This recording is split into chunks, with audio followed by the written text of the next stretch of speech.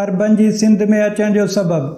राजा डार सिंध में 8 वरिया चङी बादशाही कई। तंहिं खां पोइ हिकिड़ो ख़राब इतफ़ाक़ थियो, जंहिं करे हिन जे राज में रोलो पइजी वियो। उन्हनि ॾींहनि में ख़लीफ़ो वलीद अरब ऐं शाम जो बादशाह हो ऐं संदसि तख़्त गाह बगदाद हो। सरनदीब जे राजा उन ख़लीफ़े जे लाइ के क़ीमती सौगात जहिड़ियूं शयूं जहाज़नि में मोकिलियूं हुयूं। से जॾहिं सिंध जे देवल बंदर वटि आयूं, तॾहिं उते जा चोर जहाज़नि ते काई आया ऐं उहे शयूं फुरे विया ऐं के माण्हू मारे के क़ैद करे विया। के हीअं बि लिखनि था त ख़लीफ़े अब्दुल मालिक किन ख़ूबसूरत बानियुनि ऐं ॿिनि किन सौदागरी शयुनि जी ख़रीदारी लाइ 8 जहाज़ सरनदीब ॾे मोकिलिया हुआ। तन खे दीबल बंदर वटि हिकु चोरनि जे टोले अची फुरियो ऐं केतिरो क़ीमती माल ऐं हबशी बानियूं चोराए विया। ख़लीफ़े जे पारां इराक़ जे हाकिम हुजाज राजा लाह ॾे लिखियो त उहे चोर हथ करे उन्हनि खे जोगी सज़ा ॾिए ऐं फुरियल शयूं वठी पहुचाए। राजा डार जवाब ॾिनो त उहे चोर उन हंधि ज़ोर आहिनि, उन्हनि जे ॾोहनि जो आउं जवाबदार न आहियां। जॾहिं ख़लीफ़े अब्दुल मालिक खे इन जवाब जी ख़बर पई, तॾहिं हिन हिकदमि सिंध ते काह करण लाइ लश्कर संभरायो। पर उन विच में ख़लीफ़ो पाण मरी वियो ऐं पंहिंजे पुट वलीद खे वसियत करे वियो त सिंध ते काह करे वेर वठे।